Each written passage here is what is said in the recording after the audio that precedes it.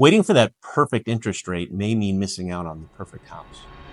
Love that. Boom! That was amazing. I really love that. That's great. That was really Yeah. phenomenal.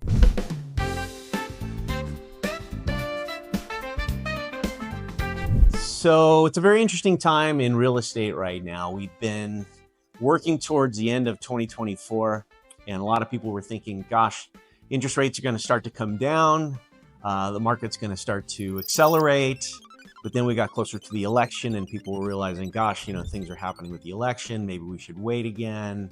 And then boom, we're at the end of the year, holidays kick in. So here we are beginning of January 2025, and people want to, they want to think about timing the market. So is timing the market even possible? Is it something that you can do? And I think it's the dream of every investor, every seller, every buyer, that they want to try to time the market for that perfect opportunity to maximize their dollars, maximize their profits. But we've got a lot of factors in play here. A few of them being interest rates, the season, timing of the year, and local factors. So let's talk about interest rates.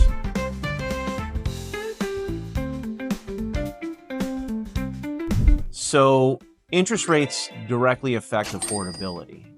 You've got a significant change. A 1% in an interest rate can mean the difference between being able to afford a house and not being able to afford a house. So what that basically means for people is that they can't afford the house they really want. They're going to have to buy something that isn't their perfect home. What I would believe to be more important is a long-term strategy. Do you want to be in the house 5 years, 10 years, 20 years?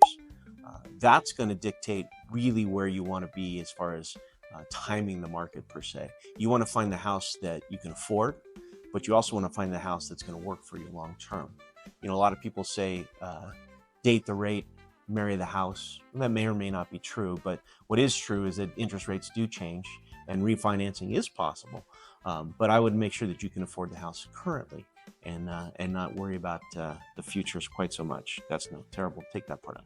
So basically trying to find that perfect interest rate could mean missing out on that perfect house.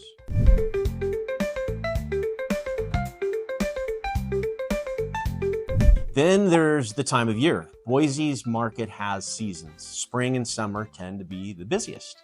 Fall, winter tends to be a little less inventory, but what that can mean to you as a buyer, for instance, is less competition in the marketplace. Your ability to negotiate is greater. As a seller, your house stands out amongst the other houses in the area, since yours is obviously very specific to the people looking at the type of house that you have. So what's the right approach? Timing the market obviously is very difficult as far as interest rates go. We've talked about the seasons and the cycles that are possible with this particular market. Again, a long-term strategy is really what you're interested in.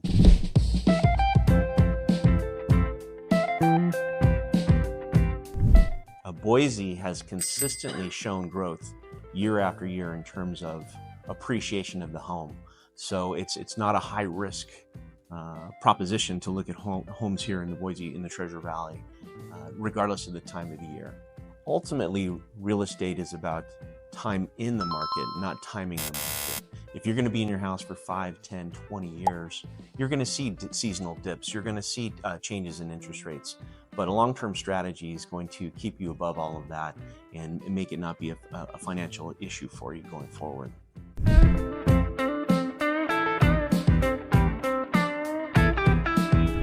As someone who moved here from California, I can tell you that the Boise area it's been a real change for me for the better. I've enjoyed the seasons, I've enjoyed the people, I enjoy all the different outdoor activities there are, regardless of the time of the year.